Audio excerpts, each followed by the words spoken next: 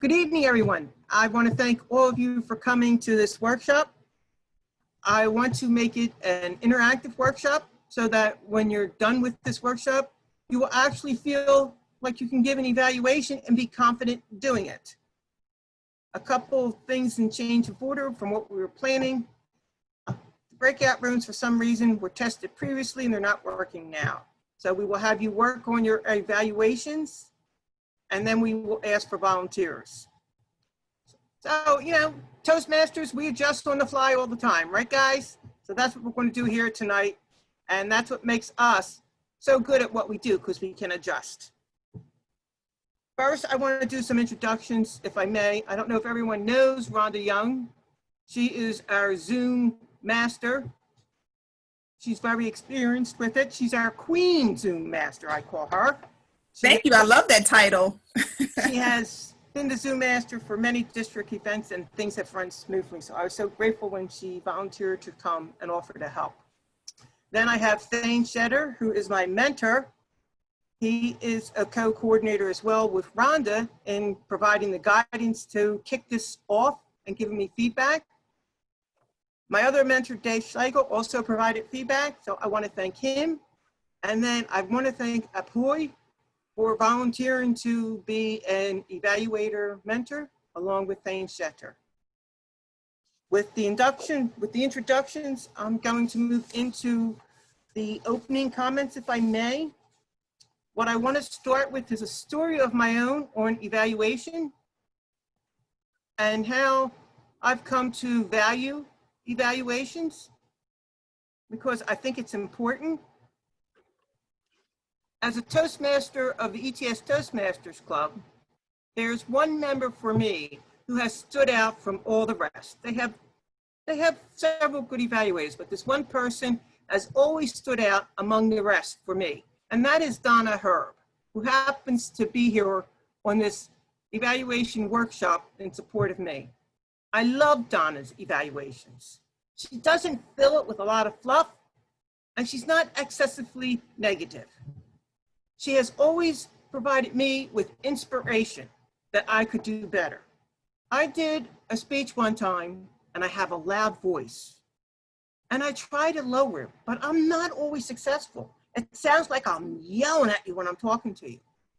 Well, this one time, this one evaluator said to me, "Stop yelling at us." I'm like, oh my God, what'd I do? Well, I didn't get up to speak again for several months. Now, I still haven't perfected that art.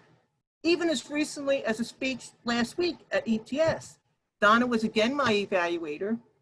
She does it with such class. She said to me, "Ann, you might want to try to lower your voice and bring the audience to you." Now, which evaluation would you prefer to have? Which one's going to make you want to speak again? Am I right? You know, no matter how many challenges I had with my speeches, she was never overly negative. But even if I thought I improved my speech, she wasn't overly complimentary either. Because you know why? As a speaker, there's always room for improvement. That's the way I feel. And a good evaluator will notice that and they'll let you know, but in a positive manner. So that's my story and I'm sticking to it. What I want to remind us all here is that as evaluators, it's an opinion that we're given to another speaker. So we have to keep that in mind. And as speakers, it's up to us to either accept it or reject it. You don't want to walk away with hurt feelings. You want to walk away inspired. And I'm hoping this workshop will teach us how to deliver those type of evaluations. With that being said, I'm going to start. I also want you to think of evaluations before I move into it as a gift. It's a gift you give your fellow Toastmasters. So that's the way I want you to think about it. Now, I'm going to start off with my presentation today, and I'm going to share my screen. And I didn't want to do that in the beginning because I wanted to do a little intro. And do it like this. And I want to make sure everybody can see my screen. Okay. This is what our workshop's going to look like today. This is what I'm going to try to cover in the 2 hours. And as you can see by the agenda, it's a pretty tight schedule. What our workshop objectives are is to help us recognize the purpose and the value of evaluations and how we can help speakers by doing an effective evaluation, and ways to improve and to discover ways in how we can improve our evaluation skills. What we can say that may make it better, that may make it enticing for the speaker to listen to us and provide them their valuable feedback that they can implement in their next speech. And the other thing that I want to do is to stimulate conversation and ideas by having the group discussions, so that when we leave here today, we come away with maybe some new ideas we didn't think of about evaluating speeches. Now I'm going to turn it over to Rhonda, because we're going to go right into the exercise on page 5 of your workbook that I asked everyone to print out. And what I want to explain a little bit about that exercise, if I may, and I will read from notes because I can't memorize everything, so pardon me.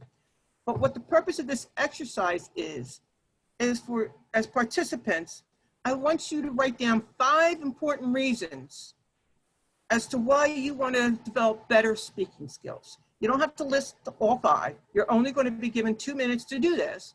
So I need you to write that down, and then we're going to come and talk about it. So can you take 2 minutes to write down on your piece of paper on page 5 why you want to develop better speaking skills? So 2 minutes is going to start now. Can we ask that Thane would, as our timekeeper, if you would indicate when 2 minutes has expired? Yes.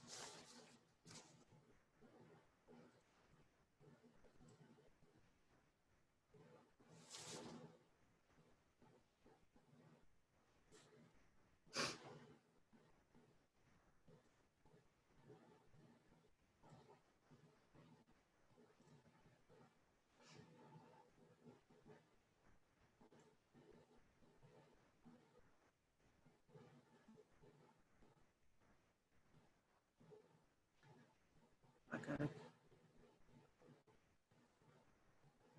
ask for control.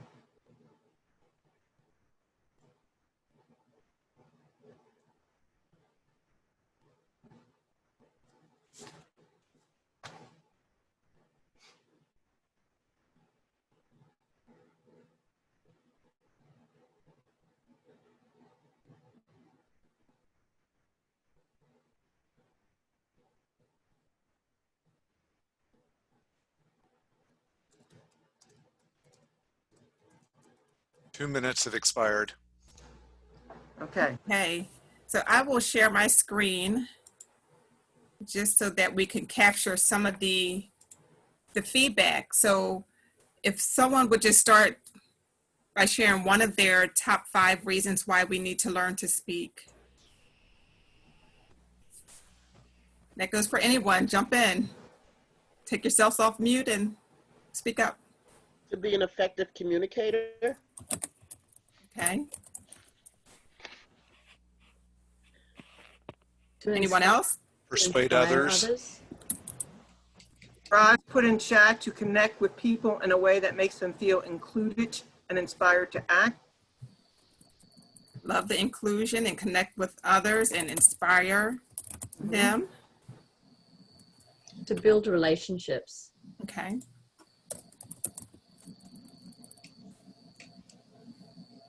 Able to present ideas more eloquently. I'm sorry, I didn't catch the first part of your comment. To be able to present ideas more eloquently. Okay. Dave said to build confidence. Okay. To pay attention. Yes. To share ideas that can help to improve. Okay. To motivate others. Motivate others. Perfect. A clarity, so you know what you did right and what you can improve on. Okay. Are you all looking in the book? No, These are like, we're veteran Toastmasters. I That's know. all. We wrote the book. Everything. I was like, wait a minute, I didn't write the book. You inspired the book. These are all great. So let me just go back up. So How you guys are writing? Just to get your message out. I didn't know how to write because where to put my comments. Jesus. We wanted you to speak them, really. yeah, just speak Ask up. them and try. Oh, just speak, then it will come up automatic. No, I'm just typing them in as we go along. So I wanted to make this interactive. You didn't have to put it in chat. If you did, that's fine too, because that helped others that are paying attention to the chat. But if you have something else, boy, to add to this list. No, not in that list. So Okay. I was going to type something, but it didn't work. Okay. So I heard effective communicator, respect others, connect with others, to be inclusive, inspire people, build relationships, present ideas more eloquently, build confidence, pay attention, share ideas, motivate others, and for clarity. And I would like to add express in a concise way. Express in a concise way, that is absolutely a valid answer. So some of the things that you all mentioned are absolutely covered in this presentation. We want to gain skill and knowledge, and we do that by becoming effective communicators. I had the opportunity to give feedback to a leader in another organization that I belong to, and I found this quote that I absolutely love. I can't remember who it's attributed to, but it said, good leaders communicate, and good communicators are usually leaders. Does anyone disagree with that? No way. No, so I think we all agree, right? Yeah. So part of being leaders is simply the messaging, how it's delivered, the manner in which it's delivered. Are we connecting with people? Do they understand? There's another quote that I absolutely love, and I reference a lot when I train on communication.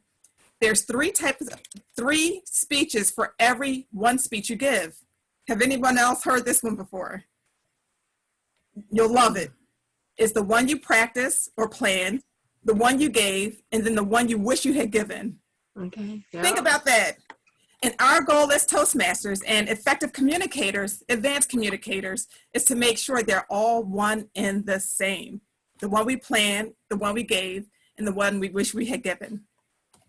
So there's also material reward to being a good communicator. For those of us, obviously, in Toastmasters, we love to see our name in print on an award. How many of you don't like awards?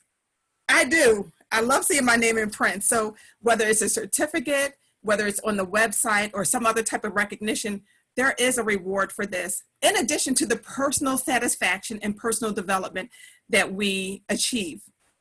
We earn credit towards recognition. We gain pleasure. I don't know about you, I hated public speaking. I would get the clammy hands, the shaky spaghetti legs. I would want to pass out versus get up and stand in front of a crowd. Now, you can't shut me up. I always go along. I say DTM stands for don't time me. So take the clock off. But all kidding aside, there is some self-esteem that's built up as a result of being a better communicator. I know I'm much more confident in delivering messages, whether it's a small group or a large group as well. It builds self-confidence, and we get acceptance from others, and we also inspire others, as was mentioned. We communicate clearly, concisely, and we have a benefit to others because they learn by observation. So those are absolutely great ways to, great reasons why we need to improve our communication. And back over to you with the presentation. I think there's a few more slides that I wanted to cover. Check to make sure, Rhonda, and then let me know. Okay, let's see. There are. Go ahead. Yep. You can just bring it up on yours so we don't have to switch back. If you wanted to Perfect. share your screen. Yes. I will share, and you'll let me know if I have, I know, want me to bring up those 2 slides, right? Yes, please. All right, let's put it in mode. Covered all that. Yep. We've covered this. So this is how we improve as speakers. The only way we can improve, in my estimation, and obviously in Toastmasters, is by feedback and changing our behavior. So you see this improvement continuum. It shows behavior and speeches, evaluation and feedback. So the more evaluation and feedback we receive as speakers, we can then begin to change our habits and our behavior and the way in which we communicate ideas and inspire people or motivate them or convince them even, or disseminate information and entertain them. I used to have a gentleman in my Toastmasters club that did just, I don't know if you can see me in the thumbnail, but he would do this every time he spoke, and it was almost like a metronome, right? But it was also very annoying. And so with the feedback we gave him, we said, cut that out or cut it down, minimize that. And then you will also become more effective because we're not so focused on your hand movement as well as the sound it made. And we're listening to the content of your speech. So there are some behaviors that are not known to us, that are known to others, that we are only able to discover through feedback and from an evaluation. So those are things that will help us to improve. And you have to have the right type of evaluation and the right type of feedback. And Anne will go over how we can present feedback in a way that is very constructive to a speaker. And I think that was it. Is that it? That was it for me. Okay. Thank you. Thank you, Rhonda. I want to talk about who the effective evaluations benefit. It benefits the speakers. As Rhonda said, it's the feedback. They know what they need to do to improve their next speech, and they know what they do well that they don't have to change. It benefits the evaluators. It improves your listening skills because now we have to pay close attention to the speaker. That's important. And lastly, it benefits the club. If there are effective, positive evaluations, that makes the speaker want to do another speech, take that feedback and incorporate it. And they're motivated. Also, when you have guests, if it's a good evaluation, as Rhonda explained, and as I explained how Donna does it, they're like, wow, that speaker didn't get beat up. There's no criticism. Makes them want to come back to the meeting. That's how you attract guests.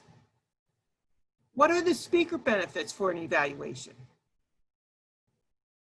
It provides the direct feedback. That's what it does. They need to hear that direct feedback. They're given a specific method in which to improve. It doesn't help to say you need to improve your vocal variety and not show them how to do it. Or you could have made this sentence more impactful by adding this word or this, or reword it this way. And do you see the difference?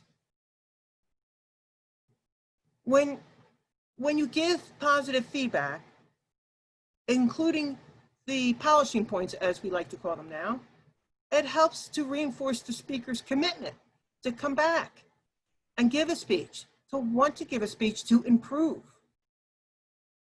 I can do it. That's not too hard. I think I can do that. I'm going to go back and give another speech. It also encourages the speaker. The last thing we want to do is to discourage the speaker. And if there's too much negativity in the feedback, you discourage the speaker from coming back again. And lastly, it builds I'm hiding that. It builds the, Rhonda, can you read that? Because I can't, because I got the Yep. subgrades. I know I had it too. I had to move it. It builds and maintains healthy self-esteem. Thank you. You want to add anything to that? No, it speaks for itself. Okay. The evaluator benefits. We all know this, but in case we don't, provides opportunity to help fellow Toastmasters. It develops an attitude of helpful interest in us as evaluators. Builds positive interpersonal relationships with that speaker. You've now become their friend because you've given them a nice evaluation that they can work with and improve. Develops listening skills, as I said previously, and as evaluators, it's like a table topics. It's impromptu. You have to get your notes together in a matter of a couple of minutes before you're called upon to give that evaluation. So it builds our impromptu. And these are the club benefits. And like I said before, it keeps people coming to meetings. Are there any questions and comments for anything we've covered at this point from any of the participants? If so, please unmute yourself and fire away. And can you just go back to the previous slide? I just wanted to read through it. Sure, I'm a visual person. that's fine. Thank you. I have a One- question. I have a question. Yes, Sheila. I've been in some clubs which are they just give you a whitewash evaluation. So Yes. how do you get them to give them more constructive feedback? Yeah, you mean like it's like, oh, everything was great? Yeah, basically. Yes, I I've hate visited those clubs and like, evaluations. they didn't give you anything to work on. No, because you know what? Not everything is great. And that's the word we have to, I was at a meeting the other night, and it's true. We have to eliminate that word from our category, from our vocabulary. Because then you're not given a very good evaluation. The person either had a run on words, even as a experienced speaker, that can happen.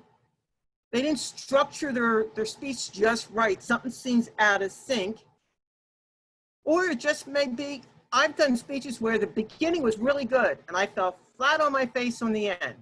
And I think as a club, we need to stress to our members that you need to listen more and really read the objectives of the speech and see that they met them. And I'm going to turn it back to Rhonda and even like Abhoy and Thane if they want to add to that. Certainly, Sheila, I would say two things. The first is to model the behavior you seek to have in your Toastmasters club, assuming this is your Toastmasters club.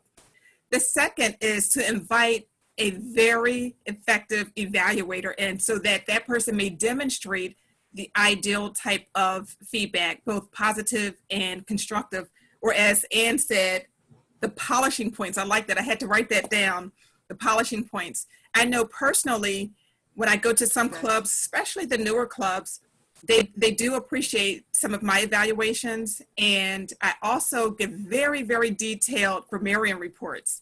And they usually sit back and say, wow, we've never heard something like that. And sometimes we have to, again, model the behavior that we expect to have in the clubs because it's a disservice to, as Ann said, whitewash things to make it all great. I know personally, I focus on not so much of what I did well, but where I can improve. And I think we all can learn and grow from that constructive aspect as well and having a balanced evaluation. I would like to add something. Sure, Abhoy. Because if you think about a speech, it is not only the speech itself, it contains a lot of things. I can say about 60 different items. For example, how to engaging, how to research, how to transition, what is the conclusion, what is the purpose of the speech. If you think about that, definitely it doesn't matter who is speaking, you find something.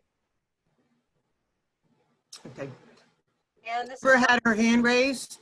Go ahead, Deborah.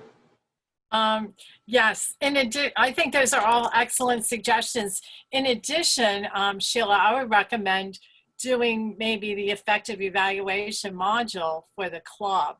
And then they see, because that covers don't whitewash, and it gives them a model to use for evaluations. Okay. All right. All right, so we'll move on. Sheila, you had something else to say? Go ahead.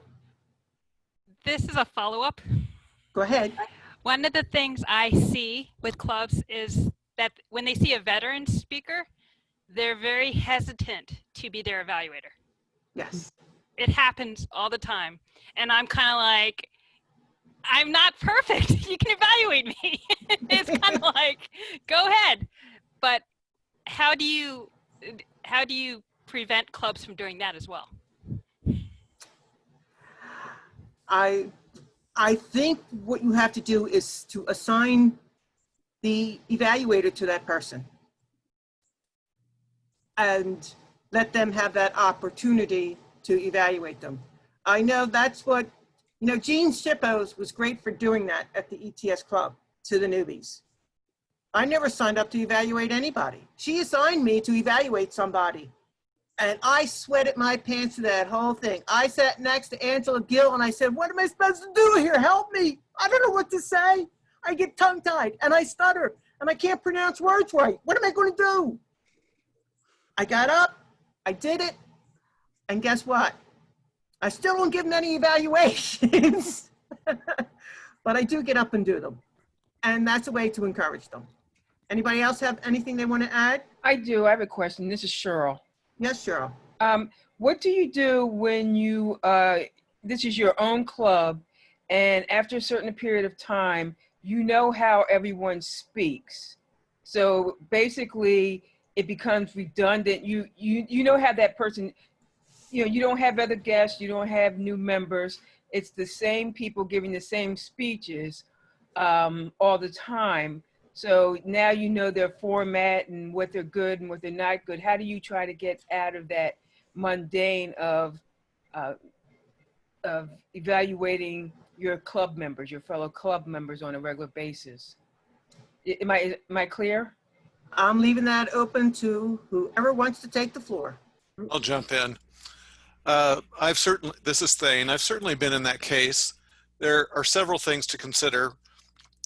I find a lot of speakers tend to talk about the same thing every single time. So we could encourage them to try new topics. Also related to that, even though I'm an experienced speaker, that doesn't mean I'm going to hit it out of the ballpark every time. So any given speech, you would have both things to perhaps praise and things on which I could work. And if you have a speaker who's very accomplished, just really use them as a role model, pointing out what they did well for the benefit of all the Toastmasters in the audience, and use that as a learning opportunity. Especially if I have a speaker, I can't find really anything to suggest, just really praise what they're doing well and use them as a teaching opportunity. Okay. I would like to add something. When I was a director in MTA, during that time, I used to present a lot of different types of presentation. Everywhere, wherever I go, different districts, different areas. But once I retired, then I came to the PATH program. And in the PATH program, I came to know you have to be a master of one item, not the jack of all trades.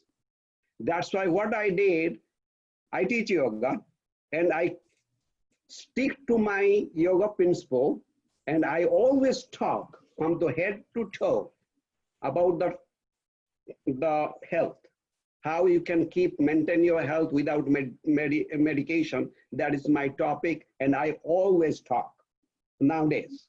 In my club, they always say, oh boy, pick up some other item, pick up some other thing, because you are used to this. But I don't like to change that. Why? Because that in the regular basis, I teach every day. And I like to improve in that more and more. I don't like to go talk about what is happening in this world, what is happening in China. I am not interested, because something I am interested, something I know, something will help to the audience, help to the public, that I focus on and that I do. So I know as Tren said here, that we always encourage the people to speak the different topics. Yes, I used to do that, but now I don't do it. Because it depends, what is my purpose? What is my goal? And what I actually do. So even if somebody suggests me, oh, I go and talk something else, I never do.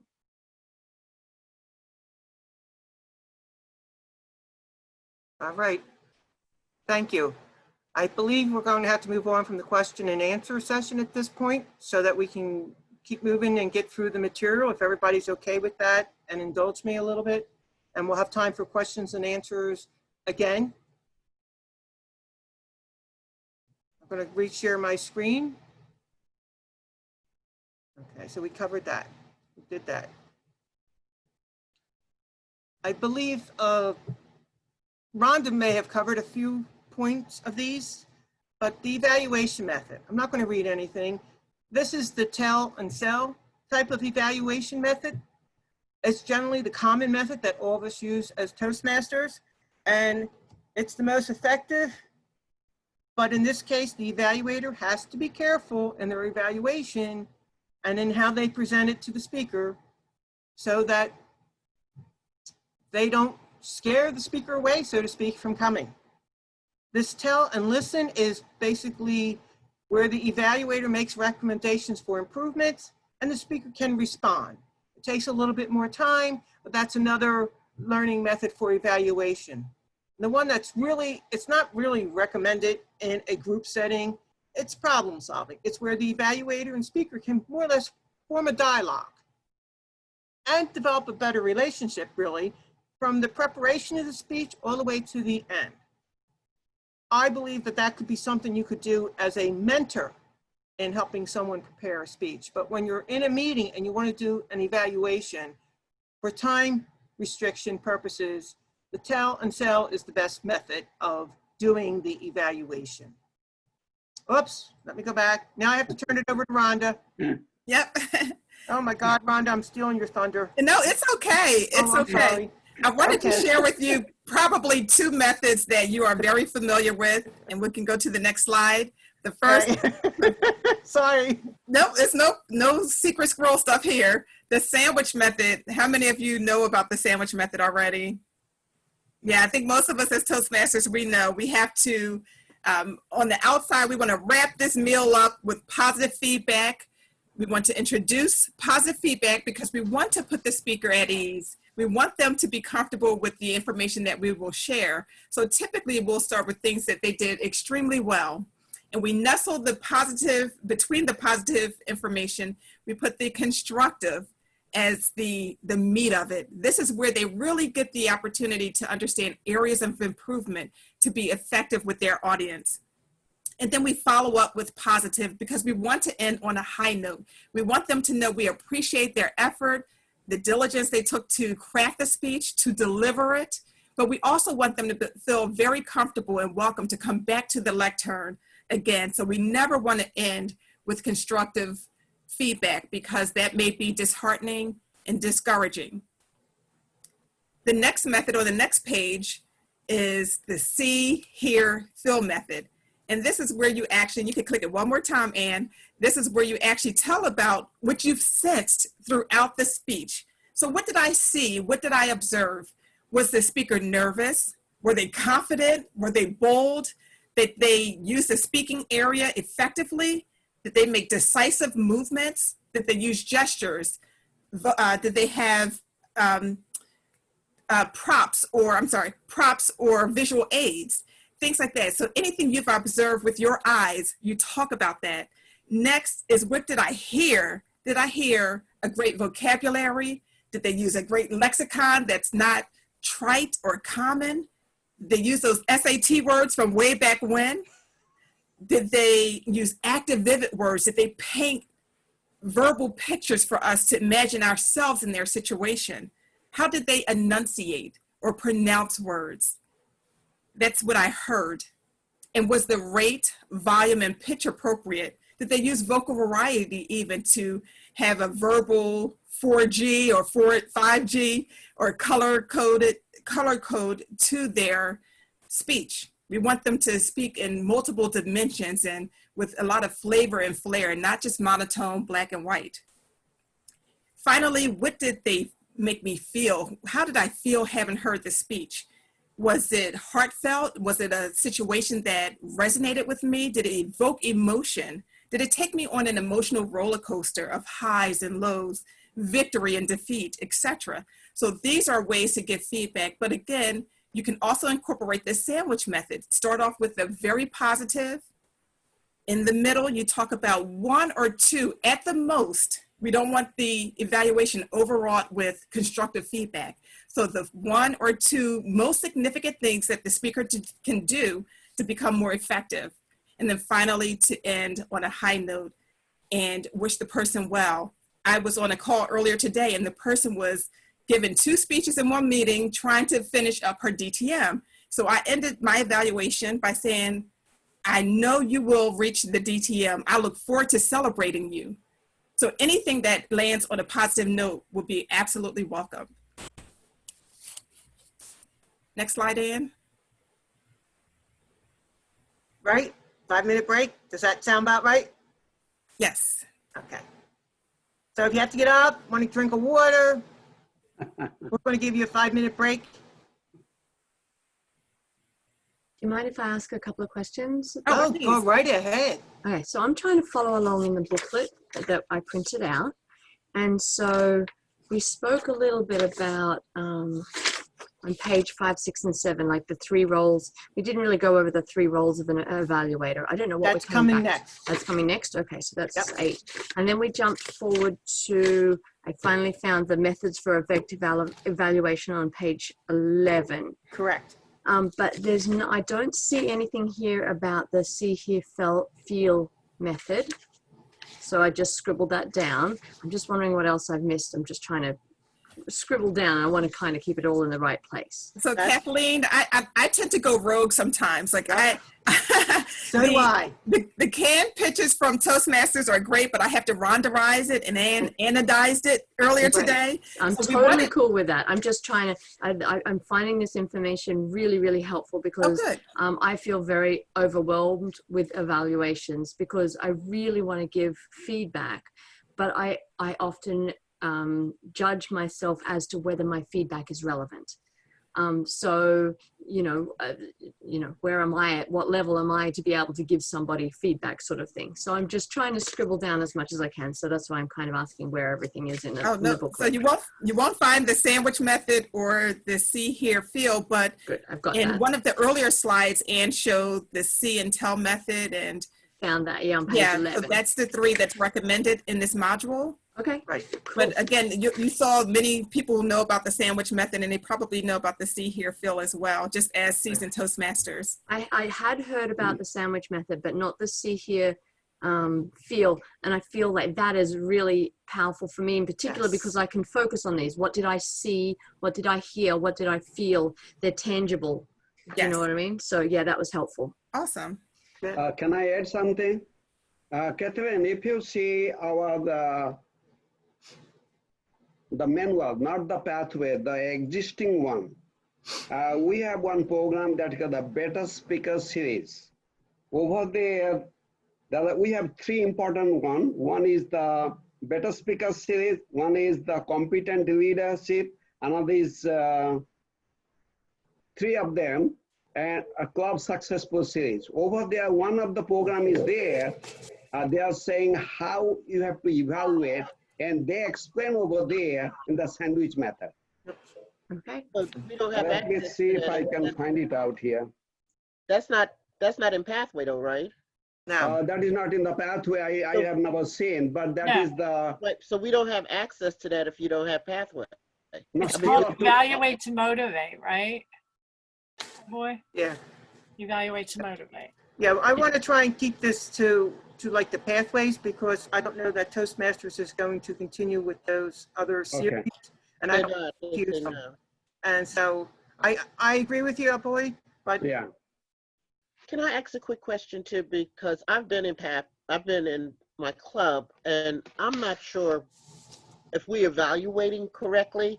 Because when an evaluator do they talk about the speech or do they talk about what the person does? Because all I ever hear is everyone is excellent. Everyone did an excellent speech. And then they talk about the speech.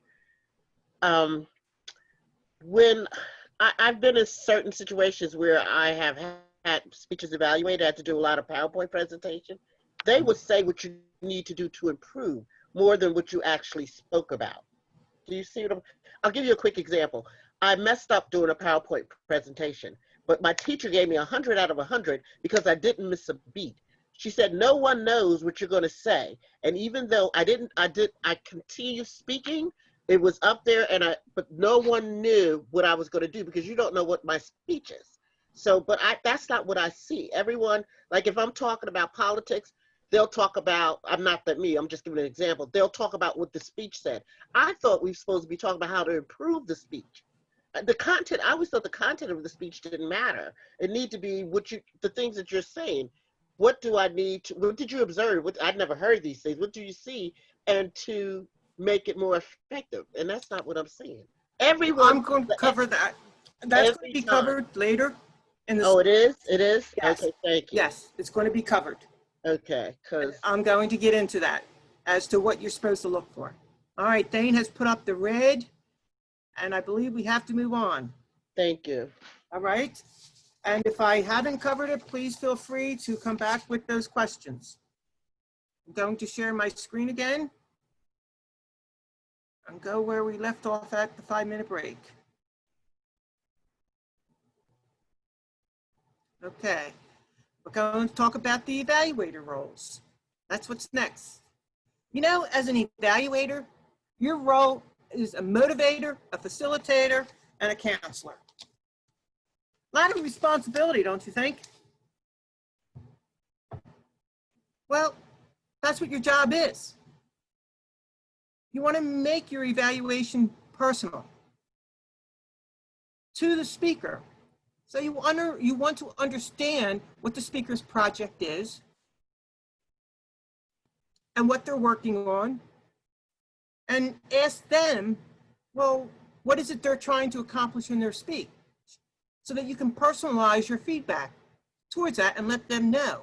This way they sort of have an input into the evaluation, and then they're giving you something to evaluate. So then you're coming back and saying, well, you said you wanted to do this. You did this, but you could improve it this way. They've now given you freedom to evaluate them, and they will be more receptive. As a facilitator, Rhonda, can you read that? I know what it says, but it's be positive. That's right. You want to be positive when you're giving that feedback, and you can still be positive with the constructive feedback that you give them. And as a counselor, that's what you're doing. You're counseling them on how to improve their speech. And by playing all three of these roles as an evaluator, you're developing a relationship with your fellow Toastmaster. You're giving them a service. You're giving them a gift. You're nourishing their self-esteem at the same time as providing the constructive feedback, because you're giving it in a positive manner.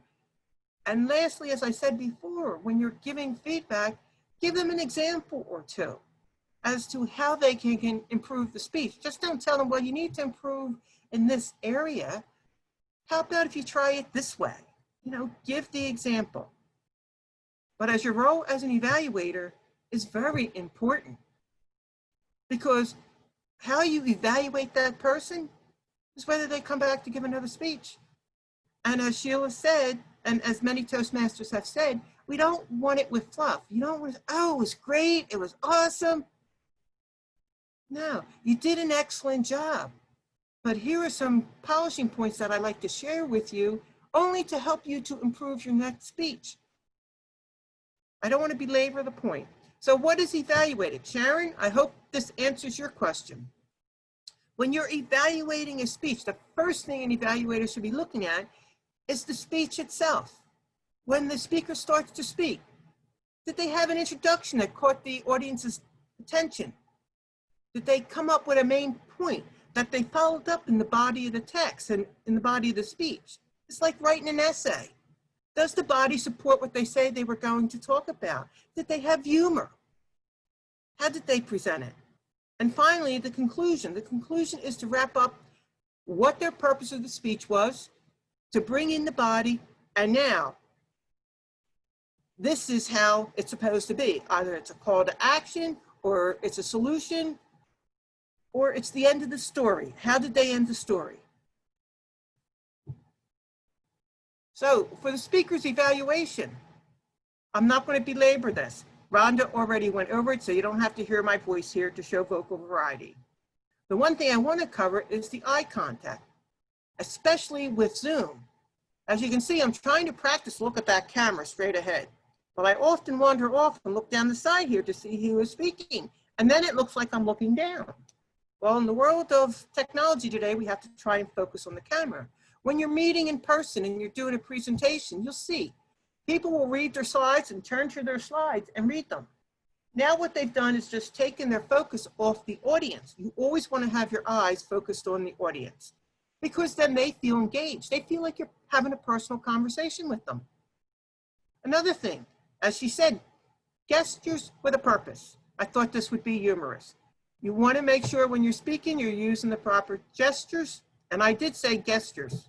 No, I said gestures, didn't I? And I meant gestures. You see, that's another thing the ETS Club corrected me on. And it still hasn't worked, and I'm still practicing it. And the comfort level. I hope you all see that I've come to be very comfortable with my audience. I can even criticize my own self when I'm doing a presentation. That's how you want to be with your audience. You want them to feel welcomed. Understanding the evaluation process. This is the current evaluation form that we use through Pathways, and you have to evaluate the person and provide them a score. And it's important to note that a score of 3 means they've met the criteria. All right? Did they do what they were supposed to do? Well, I keep going back. All right. So this is a tool to help you evaluate the person. It's not supposed to be all perfect. And then there's a section for comments. The one I want to get to is, this is the one that was included in your workbooks, and I believe everybody printed out. This is not how, these are not the forms we use today. You have to understand this is an old module, but it's important for learning. As you see to your right, to my right, it should be your right too, there's like 12 categories. You don't try to evaluate someone on all 12 categories verbally. What you want to do is pick out 1 or 2 things that the speaker did well. 1 or 2 things the speaker needs polishing points on. And the last thing you want to leave the speaker with is the thing that they did the best out of overall. So you've done that sandwich effect that Rhonda was talking about. They're going to walk away on cloud 9 and want to come back and do another speech to show that they worked on what they needed to improve upon and that they could do it. Let me go back. It keeps going back on me. This, let me go this, next. All right, now this is the evaluation form you're going to use today to evaluate Jim's speech. I just wanted to put it up there. Everybody received a copy of it in the email. And now I'm going to turn it back to Rhonda.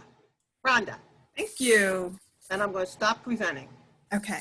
So for our attendees, our next exercise is an actual evaluation of a model speaker. So we'll have Jim Samuel, who probably needs no introduction, but I will give him a formal introduction. He will deliver a speech within 5 to 7 minutes. And because we don't have the breakouts, we will have to evaluate Jim individually. We won't have everyone deliver a verbal evaluation. We'll pick a few people, maybe 3 or 4 as time permits, but I would like for everyone to take the opportunity to evaluate Jim's speech. And for all of you who are brave or who wants to step up to the next level, we will ask you to volunteer to deliver an oral evaluation for Jim's speech. So with that, I'd like to introduce our model speaker. He is Jim Samuel, our current District 38 Finance Manager. And he is a 10-time DTM. 10 times. Can you imagine that?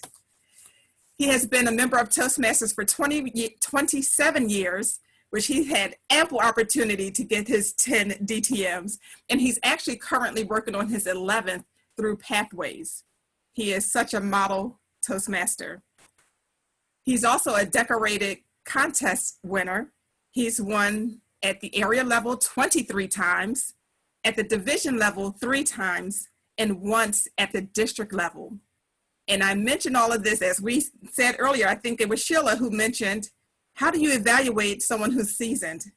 Well, you have an opportunity to do so now. It is incumbent upon you to take all the learnings that Ann took us through and to incorporate that into an evaluation of Jim. And Jim has broad shoulders and thick skin, so he can take some constructive feedback.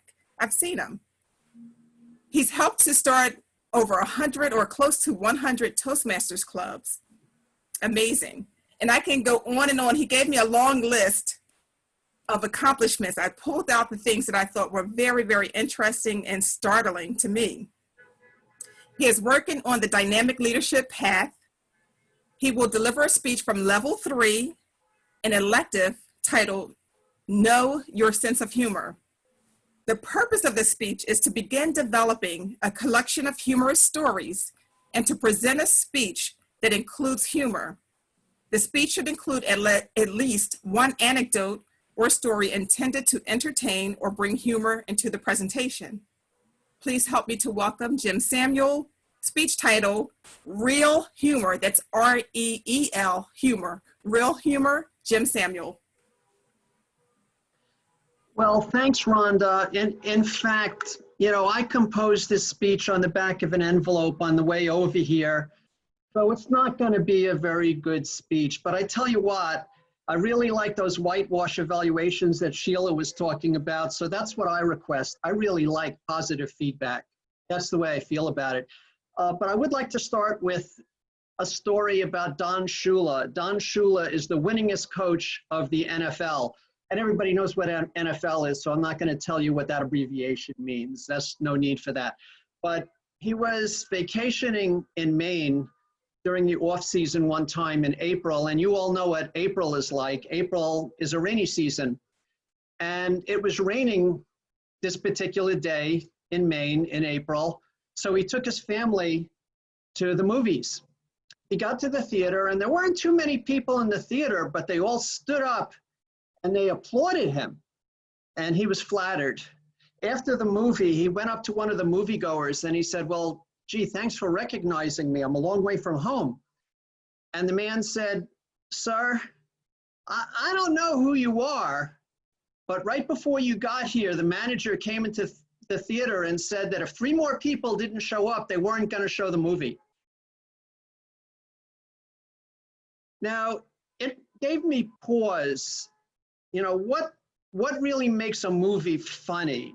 That usually when there's laughter in a theater, it's because of the movie, not because there's a star there. And I categorized the cause of humor, or the root of humor, into 2.5 categories. And by the way, you all know that there are 3 kinds of people, people who can count and people who can't count. So the first category is ridiculous situations, that it's not unusual in movies to set up just a ridiculous situation that's funny. I thought of Back to the Future, where Marty McFly gets to meet his parents and get them together. And it was a fun movie, and it was great with science fiction. It was exciting, but it was funny. And I think it was funny because of the ridiculous situation.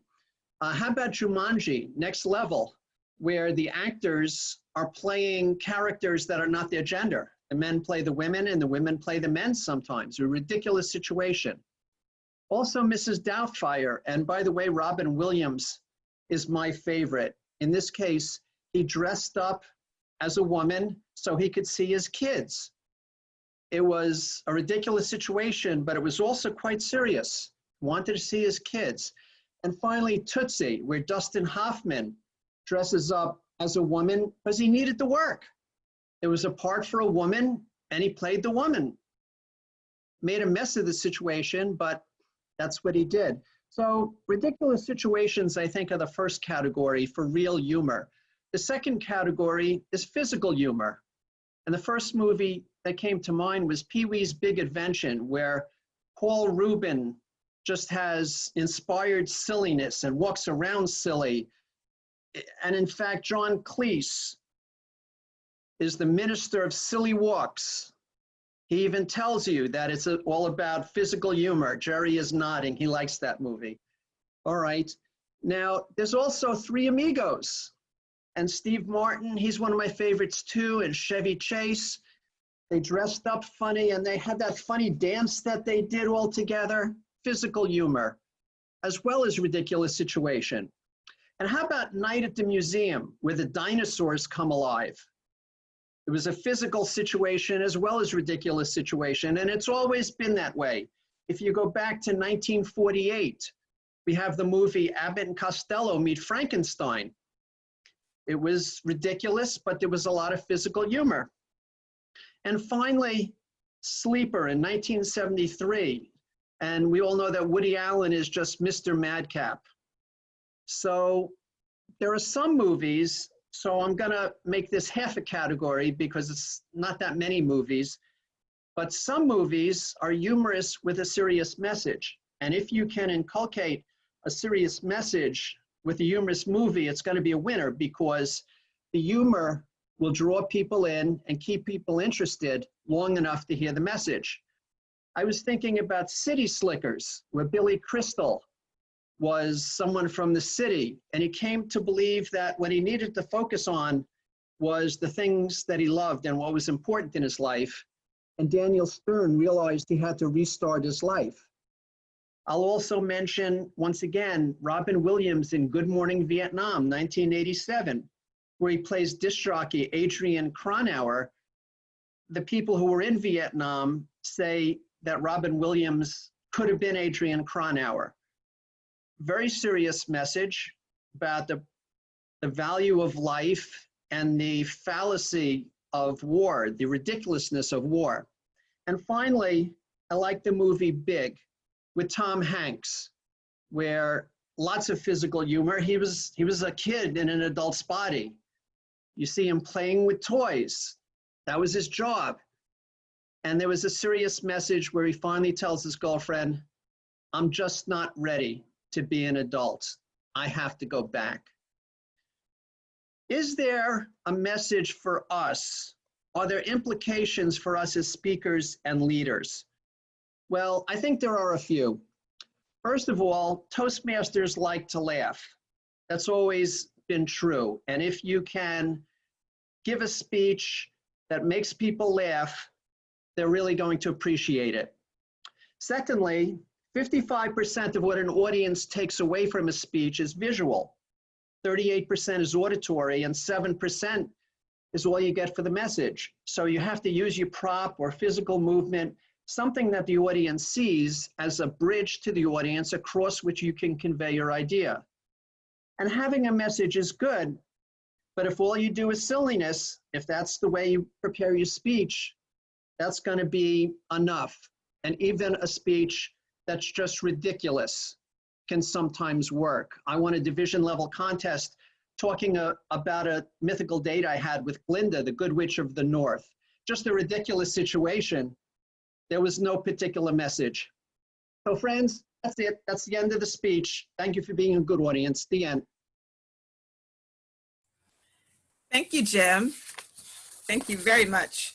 So now I'd like to give 5 minutes on the clock, Thane, and I would ask that all of our participants take 5 minutes to craft an evaluation, an effective evaluation for Jim.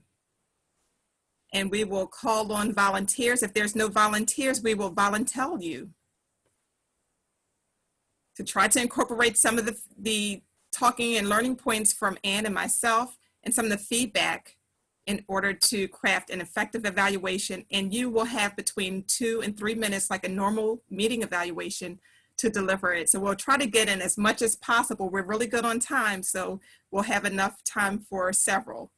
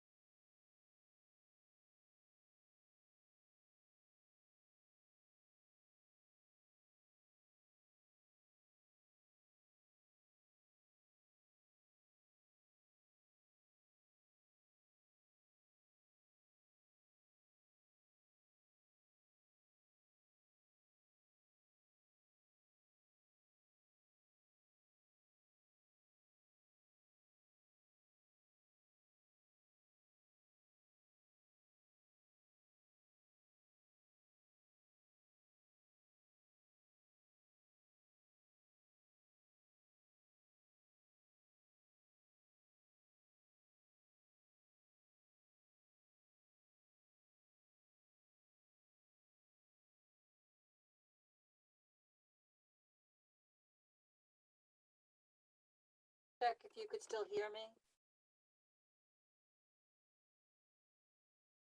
Can I be heard? Yes. Thank you.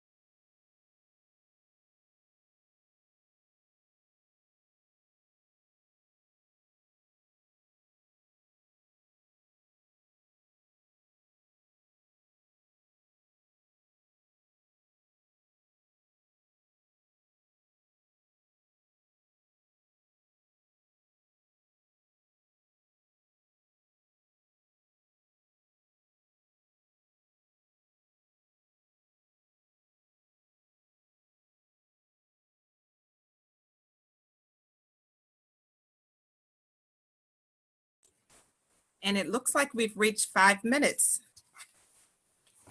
So thank you, Thane, for that indication. We now have about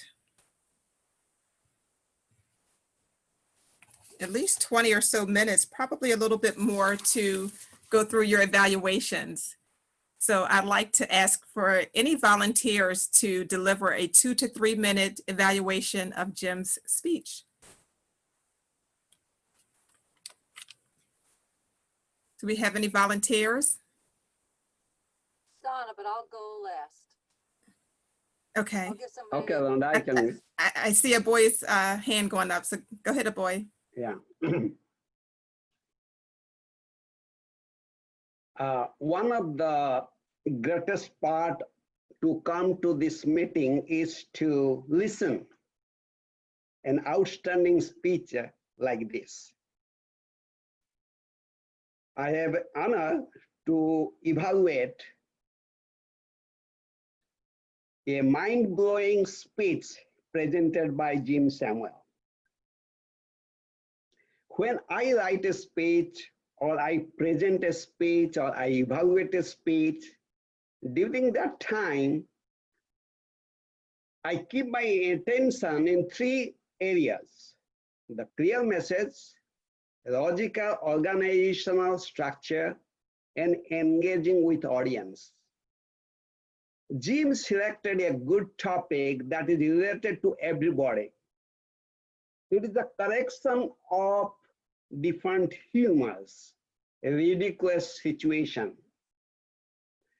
Today, Jim not only grabbed the attention immediately, but also he held my attention the entire time.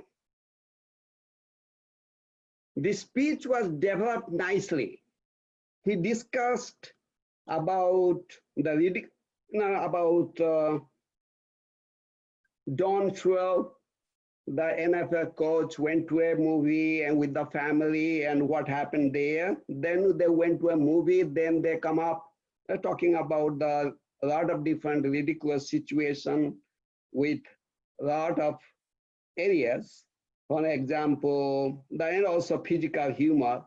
And he gave a lot of series of the people about this, how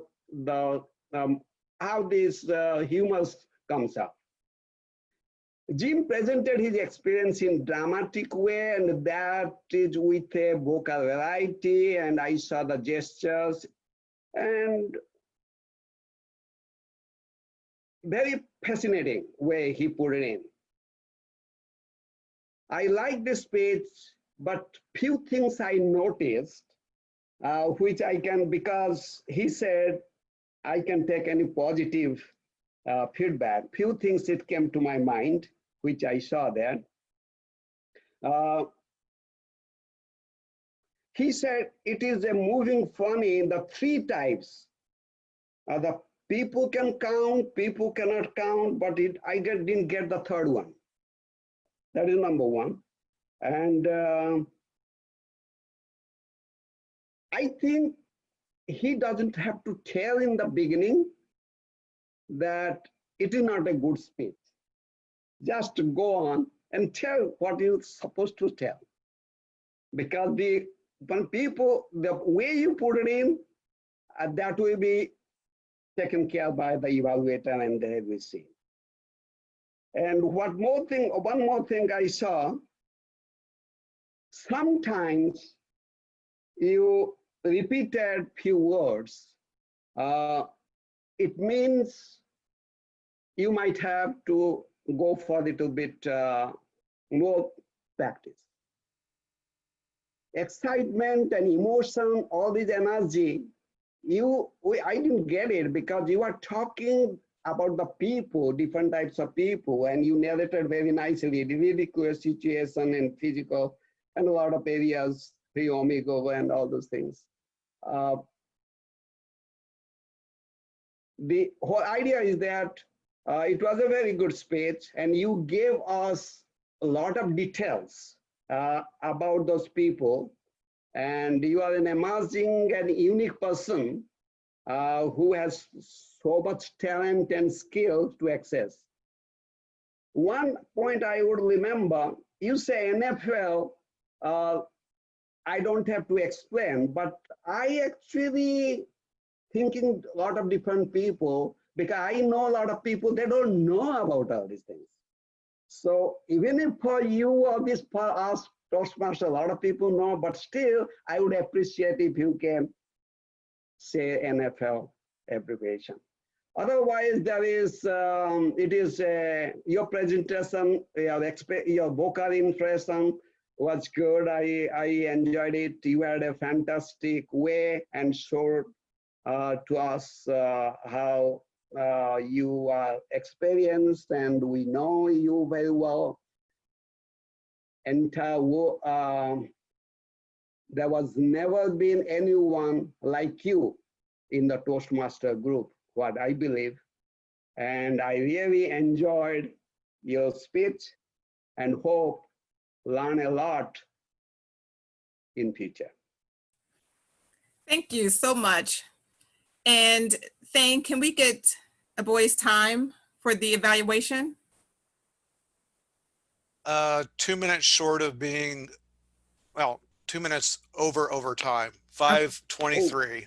Ooh, Oh, I did. 5:23. Okay. As a reminder to everyone, Thane is our timer. Oh, His I name didn't see is the- Timer Okay. Thane Shetter. So we're trying to keep to the time, the 2 to 3 minutes that you would have during a normal Toastmasters meeting. And remember, I probably was remiss in telling you this. You can pin the timer if you need to have full visibility.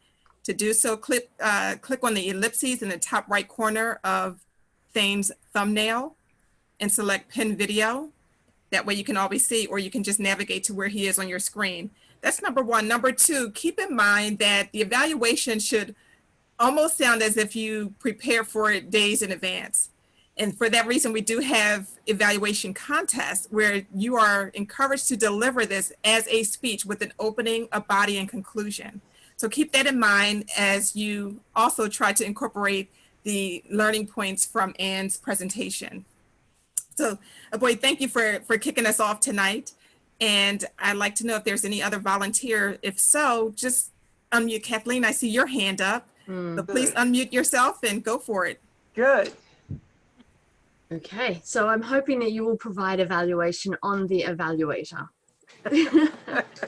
Okay, Dan, what a privilege it was to hear you speak. It was very obvious that your skills in presenting are above and beyond most, and it was wonderful to hear you speak.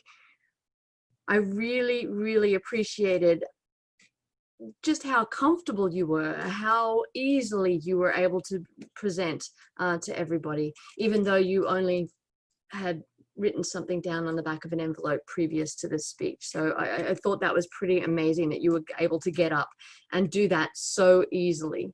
I noticed that the title of the speech was Know Your Sense of Humor, and it specifically said you were supposed to do a collection of humorous stories. I felt that your knowledge of the movies and how well versed you are when the movies were just fantastic. I just can't pull that together personally. I can never remember the names and the titles and all the rest of it, but yeah, the way that you pulled all that information together was amazing. But I'm not 100% sure it fit exactly in the title of your speech and what you were asked to present. I also found that your transitions occasionally were a little bit difficult to follow, especially the transition, the well-defined beginning, middle, and end. I noticed that the red card, Thane had brought up the red card towards the end, and you had to end a little more quickly, which probably was why that your conclusion wasn't as solid as it probably normally would be. So keep an eye on the time. But overall, just how relaxed you were, your vocal variety, your audience awareness, the way you incorporated the audience members a couple of times throughout your speech, I thought was fantastic. And I'm really grateful that you were able to do this presentation for us today so that we can learn and grow with our skills as evaluators. Thank you. Thank you, Kathleen. And then can we have Kathleen's time? Yes, 2:06. 2:06, awesome. Are there any points of success or any constructive feedback we want to give to Kathleen? I specifically had a question, if that's okay. Oh, sure. As well as the feedback, but I'm sorry. In our club specifically, I've noticed or wondered about the topic of the speech and how specific people were relating to that topic. And I often felt like they just were doing what they felt comfortable with without turning it to, is that something I should bring up, or should I not say anything about that? I didn't know if that was a relevant point to bring up. And you're talking about the topic of the speech, correct? Yeah, because most often people are doing their pathways, and so they'll be given a specific thing that they're supposed to be focusing on. And I've often found that the speeches don't always follow along that. They're in the person's comfort range, but they're not doing the meat and potatoes of what the speech is asking them to do. And I think you did absolutely the right thing, Kathleen. I was actually proud of you when you said that it did not fit the objective of the speech, because we all should focus on the objective of the speech. And many times we try to retrofit a topic that we're comfortable with into a speech that may not necessarily fit. So because Jim told us about a lot of movies and maybe not necessarily a lot of humorous stories, it's right to point it out. So one of the things as an evaluator, I think one of my defaults is to go back to the objective of the speech and to match that or rate the person against or evaluate them against the objectives. Because we can all get up and speak, but you're not really exercising or developing that skill for that objective if you're overlooking it or discounting it. So I think that's a great job. And I think you should always go back to the objective of the speech. Each speech from Pathways or the traditional program have objectives that we should meet.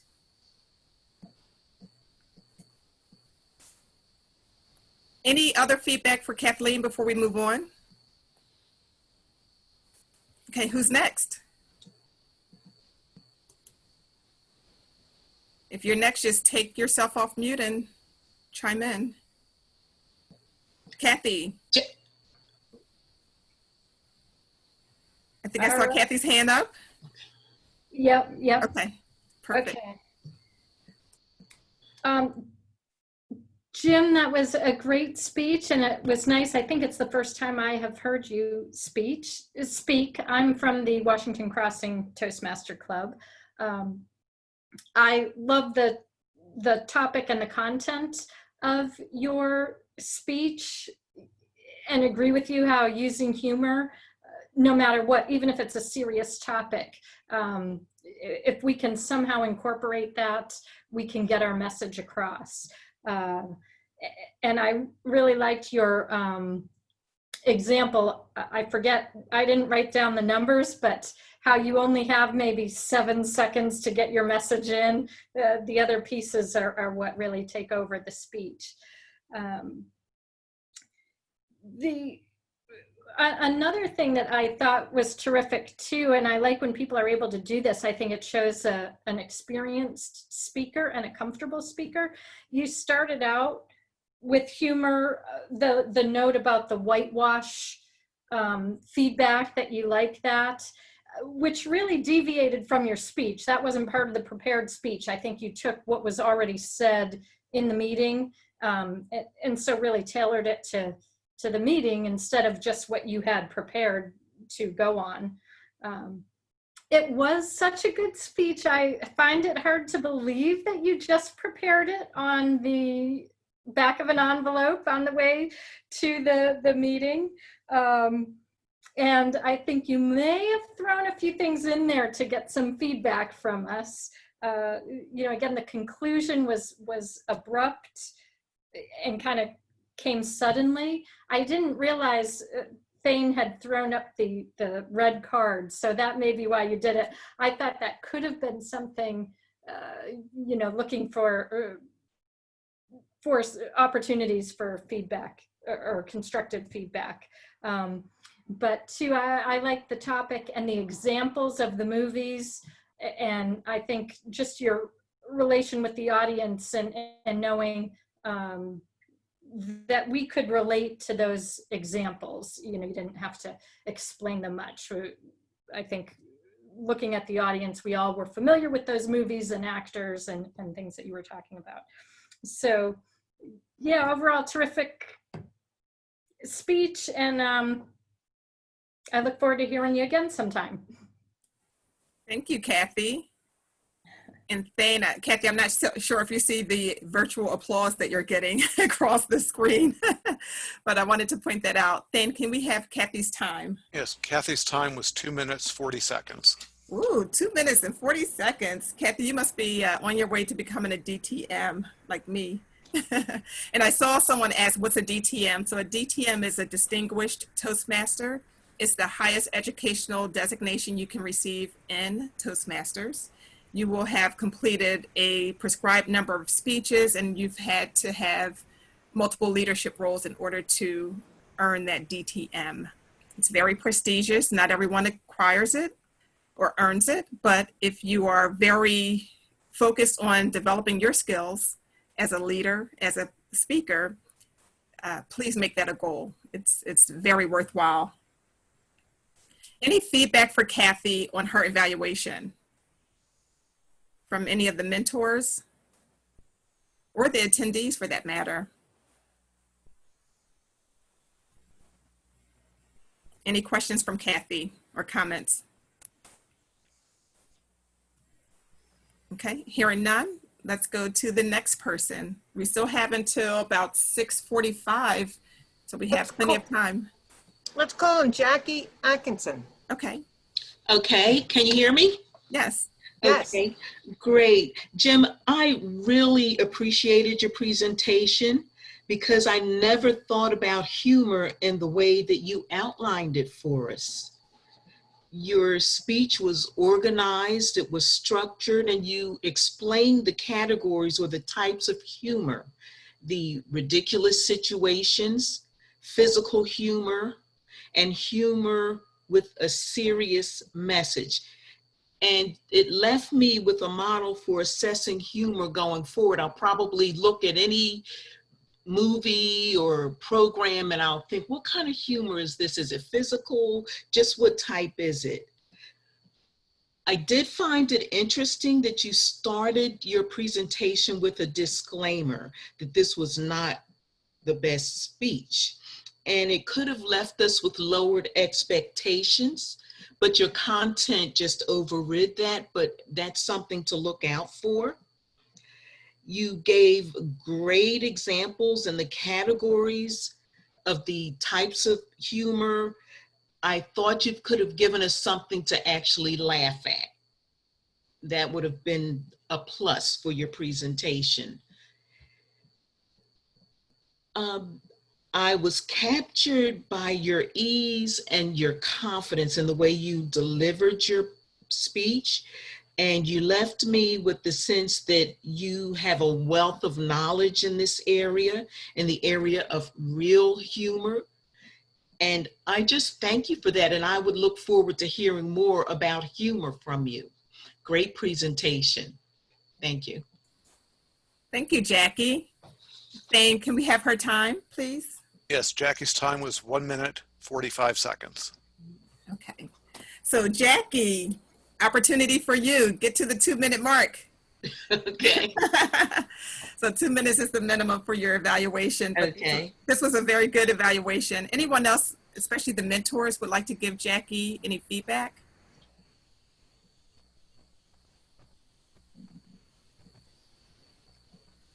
Okay.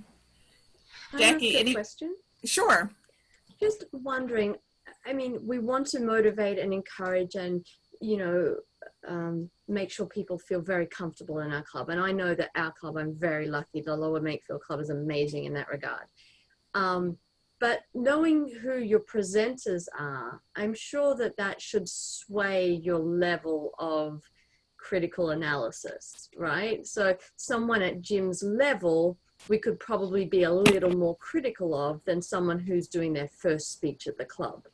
And then that kind of leads me to, should we be critical? Like where, you know, I'm always analyzing, I'm always thinking, and the last thing I would want to do is offend or upset anybody, but I do want to be true to my analysis. So, you know, where's that line and how critical should we be?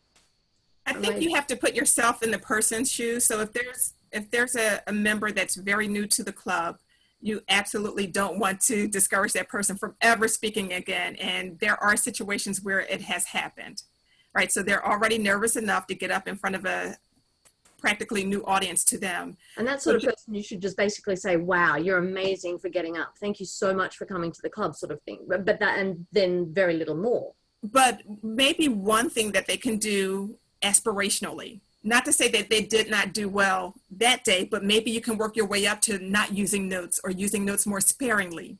So that's my challenge to you for your second speech. Something to that effect. Again, look ahead at where they are headed, and maybe that gives you insight to how to construct the constructive feedback for them. And I think a lot of my thoughts and feelings and the reason I'm voicing this is because I want more from my evaluation. I want people to give me so much more. You know, I feel confident in knowing what I am good at.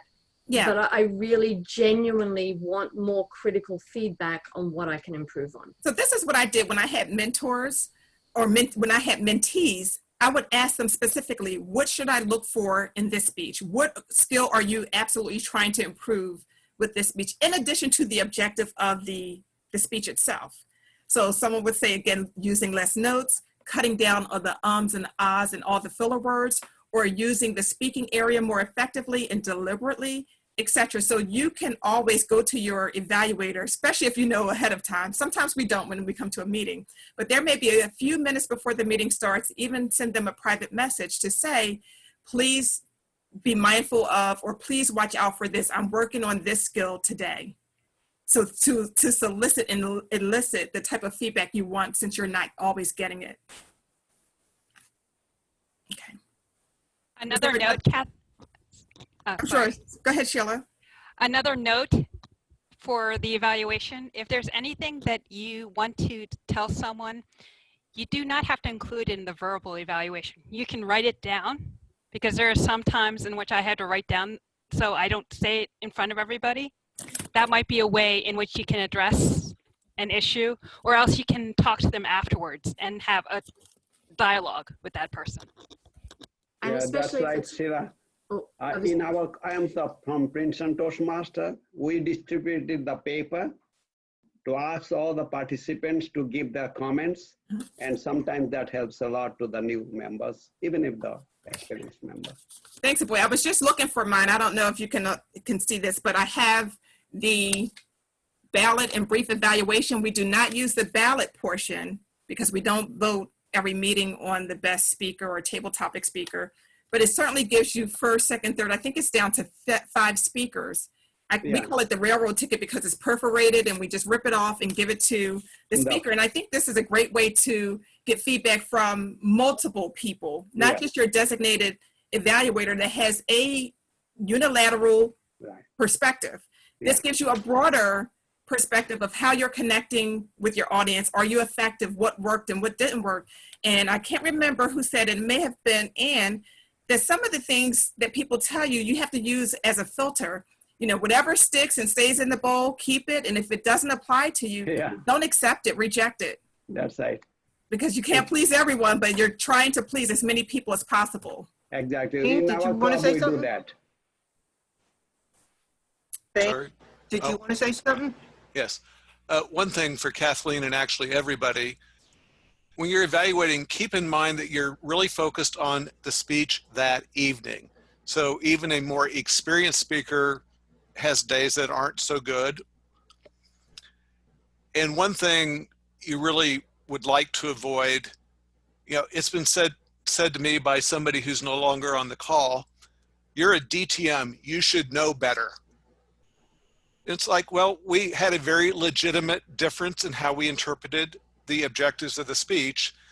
And just because somebody has a particular experience level doesn't mean their speech that evening was exemplary.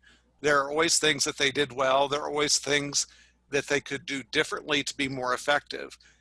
And a lot of the process of by pointing out what's done well and what could be done better, it's also a wonderful learning experience for everybody in the audience. That's right. Thank you, Thane. Is there anyone else? Jerry. Yes, hello, Toastmasters. Jim, I am really no surprise that you were instrumental in starting creating 100 clubs, what I'm understanding, because with what you did today, there is no surprise. And I am sure you will start another 100. And we are really excited about this, but I don't want to spoil you. So one thing which I didn't see and I would love to see, and I am sure you are great in this, maybe to see more your basically like hands or maybe even movements. I know that is very challenging in this Zoom settings, but if maybe some next speech, when we are fortunate to see you again, maybe already in some normal environment, maybe we can see you moving. And one thing, Jim, was that you basically you show that you enjoy giving speech.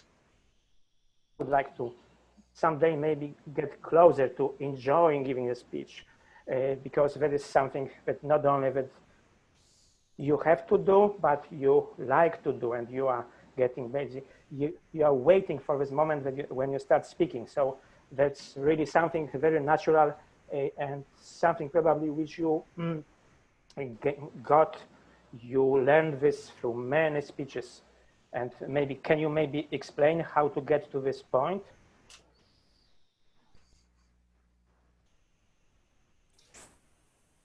Okay, was that actually a question for me? Yes, Yes, Jim. okay. Well, first of all, Anne asked me to leave breadcrumbs. So Kathy Chisholm is right that, you never start off saying this speech isn't going to be very good. The audience doesn't want to hear that. Just stand and deliver. That's all you really do. And you can't ask for just positive feedback. That's silly. And I saw I was near the red card, but I just ended the speech abruptly so that somebody could say you ended the speech abruptly. And it wasn't a string of one-liners. It was something that I wanted to talk about, even though it didn't meet the objectives, which again, was something that was good. But, Jerry, can I ask you, how do you get to Carnegie Hall? Practice. Okay, so if you want to be a better speaker, then write your next speech now. Always have 2 speeches in your pocket, and those speaking opportunities will find you.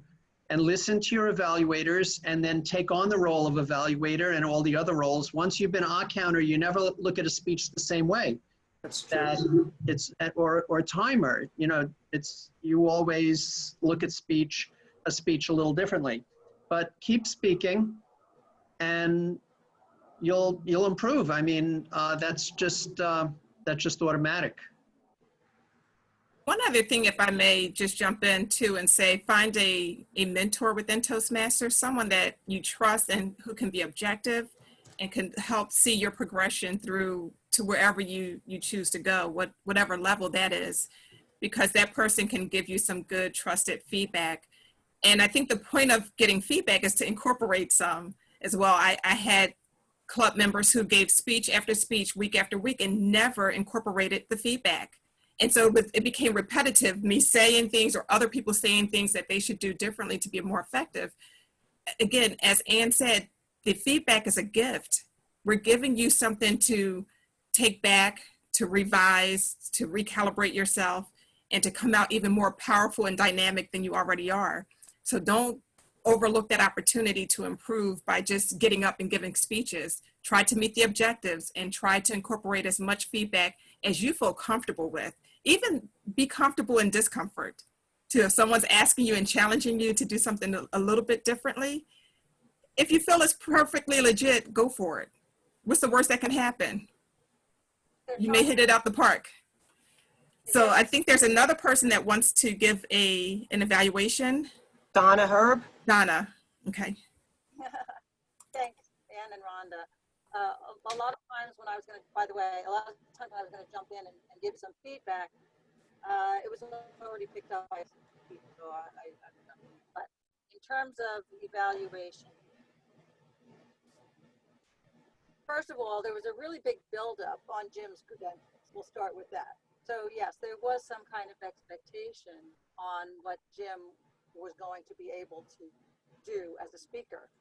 That said, it was kind of clearly obvious about your breadcrumbs to me, I think. And you kind of fessed up on that to answer Jimmy's question.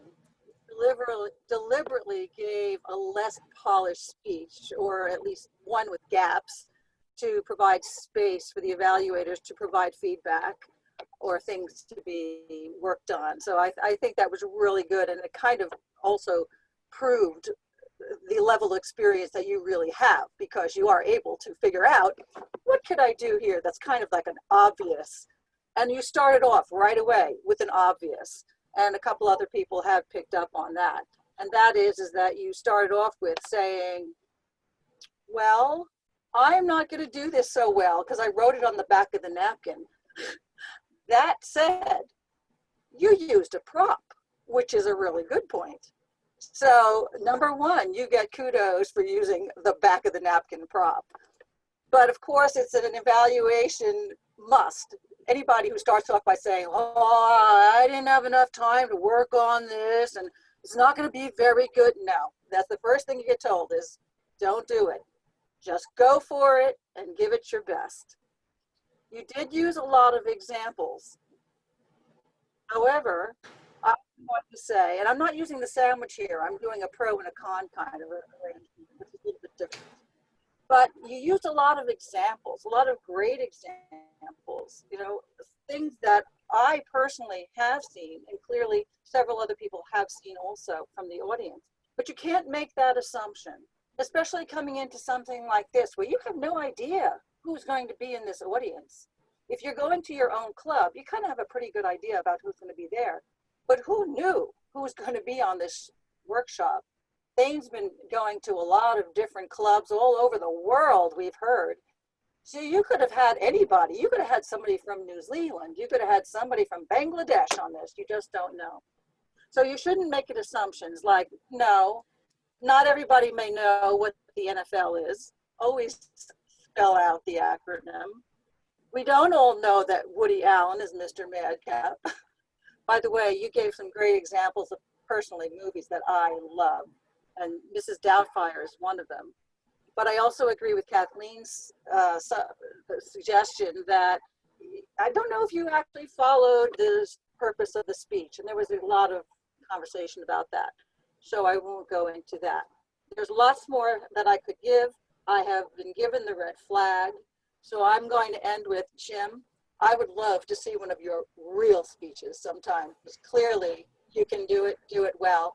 And I do have some suggestions for you if this is the way that you normally do your, and I know I'm going over for 1 second, but in this world of video, and I can't prove it to you because my video is broken, but be very careful about the level, and Ann talked about this a little bit, the level of the camera, because you were like looking down and there was a lot of reflection coming up. So that was kind of above and beyond, and I'm going to be quiet now because we've hit the red flag. Thank you all very much. Thank you, Donna. This was very good feedback. You're getting the virtual applause. I hope you see it. And thank you for bringing up the level. I'm very big on the orientation of one's camera. And Jerry, you were definitely looking down and we were looking up to you, seeing your ceiling. So one of the things you may want to do is try to make your camera as level with your eyes as possible so that we are seeing you exactly straight and not getting disoriented, because I don't know if anyone else has a reaction, but I seemingly have a reaction when a camera is turning, looking upwards, or either when it's downwards to a person. So for us to get the maximum experience of you as a speaker, try to be eye level with the camera. But good feedback, Donna, and thank you for going out on your own and doing your pro and con, or see and tell, or whatever methodology you want to ascribe to. We are just trying to equip you all with the tools that you can be as effective in your evaluations as possible.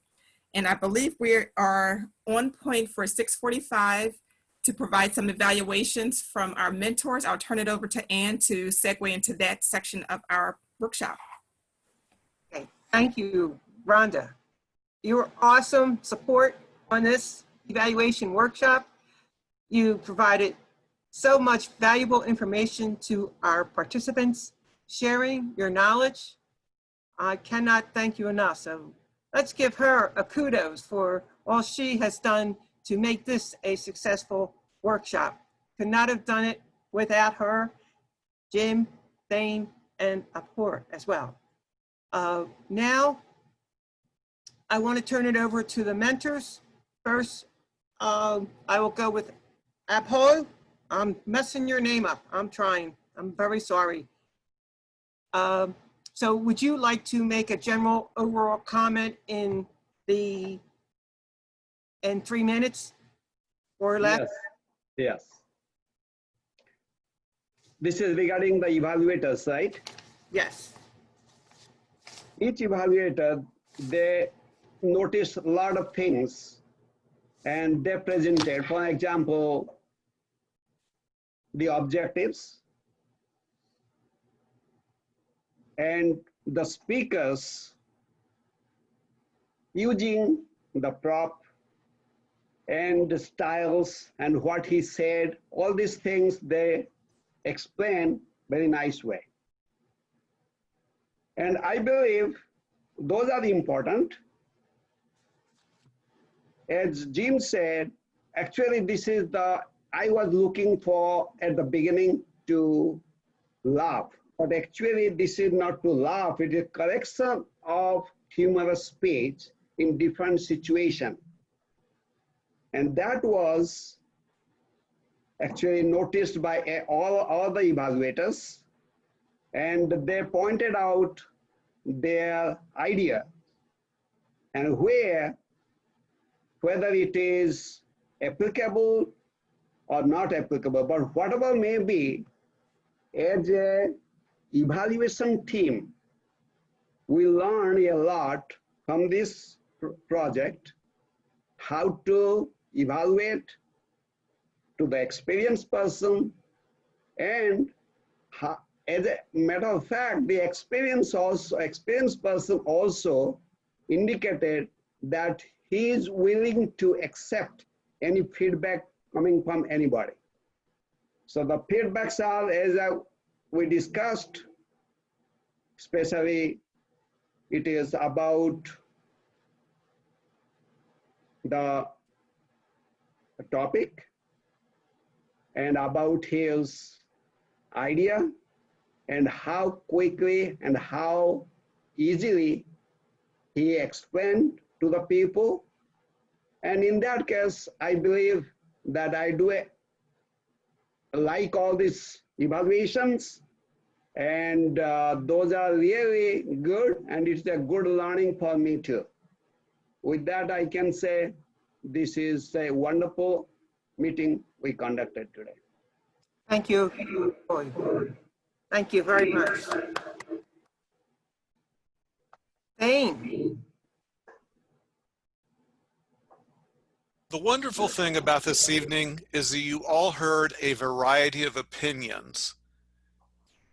And the value of hearing all these opinions, both as a speaker and a listener, is that you learn that everybody hears things a little differently. Meaning there's probably no one way to most effectively communicate with everyone, but we work toward our most effective communication with as many people as we can at one time. The one thing I would add, beyond the fact that all of our evaluators shared a lot of good points, is in future evaluations, never make assumptions. Several of the evaluators, and I realized some of them were after Jim confessed, you made assumptions that he had done things on purpose to give us things to comment on. I've been in cases where that really wasn't the case. That was really what they intended to do. In this case, to address something like that, I would talk about why a particular statement either added or detracted from the overall message. As one example of that, something that nobody else mentioned, Jim threw in a number of things that really didn't relate so much to the speech. And again, I'm making the assumption here, he talked about the impact of using visuals. And other than that tiny little envelope 4 minutes earlier in the speech, he didn't use one. Well, I didn't see that, Jim. My video was blocked. Another thought, I'm a big proponent of having introductions for speeches because it helps set the stage and explain to the audience what's going to take place. There was a great a great amount of detail in Jim's introduction that, in my estimation, didn't really give him any particular authority about the use of humor in movies. So I would, in an introduction for a speech like this, maybe focus on the fact that Jim has watched 1,400,210 movies, and in that case, perhaps is an authority. My time is, oh, I guess I forgot to start my time, so I'm sure I'm in time. Back to you. Thank you, Thane. Very well. Very well. And I think we're on to the closing comments at this point, right? If I look at my agenda right? Yes. Yeah, can I insert one of Yes, Jim, please. The other thing you could do is be a dual member, because you get to see members in 2 different clubs, so you get to see a wider variety of speaker. And I'll also tell you the district started late this year gathering area directors. So we're still looking for area directors, and you don't need any particular level of experience. It's just aptitude and attitude. If you'd like to do something, go beyond what you're doing, and that will help you be a speaker and a leader, because there'll be times where you'll be called on to speak at some strange club. So those are 2 suggestions that I have: be a district officer and be a dual. Terrific, Jim. Great announcement. Thank you. I forgot about that. We always try to promote the district when we have functions like this, so thank you. I want to let everyone know that every participant will receive a participant certificate. I will be sending it to your president and vice president of education to sign via Adobe, and then I will forward it to you so that you have a signed certificate for participation. It's an awesome certificate, and it is an awesome recognition for you giving up your time to be here this evening to participate in this workshop. And I also want to thank you, because by coming here, you showed your support for me, and that's how I view it. And I talked about gift giving, right? It's always nice to get a gift, and the idea is to keep it moving forward, right? So I have a couple of gifts for everybody here. I have recorded this video. I have recorded this workshop, as everyone knows. I will be forwarding a copy of this video along with my slide presentation to everybody that was here on the call tonight. It's material that you can go back to and refer to if you wish to, but I want to give something back and give forward, and maybe you may find it useful. And if you don't, just throw it in the trash can, but at least I gave you a gift. But then take it and forward a gift to somebody else. Thank you. All right. The last thing is, I hope you feel more confident after this session, so that at your next meeting, you'll go back and volunteer to give an evaluation and be the evaluator, because we all can do it.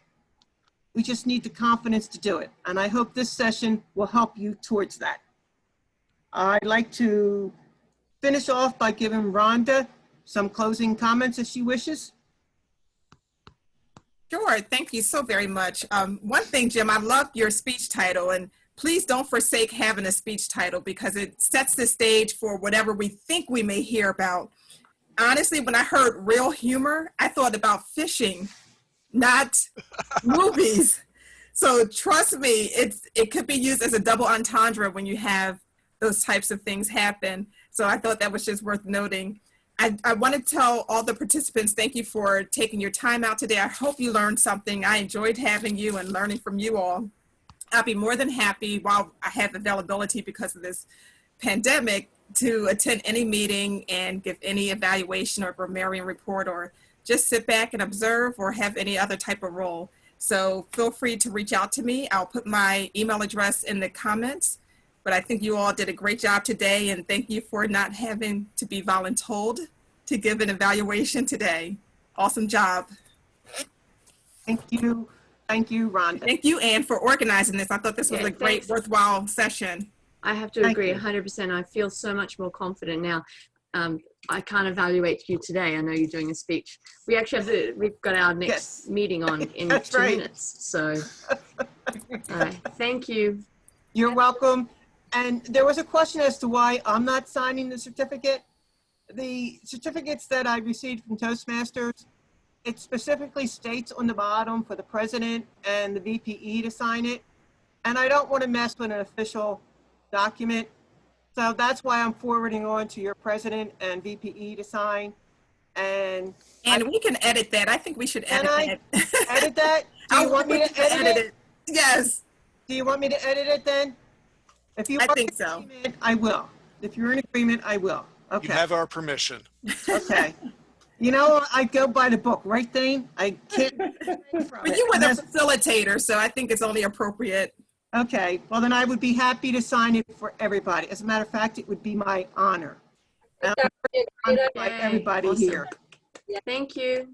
All right, Okay. so I'm actually going to give you 2 minutes back, and it'll give me a 2-minute break before my next meeting. And thank you all again, and keep giving your gifts. You have a lot to offer. Bye. Bye. Bye, thank See you you. later. Bye.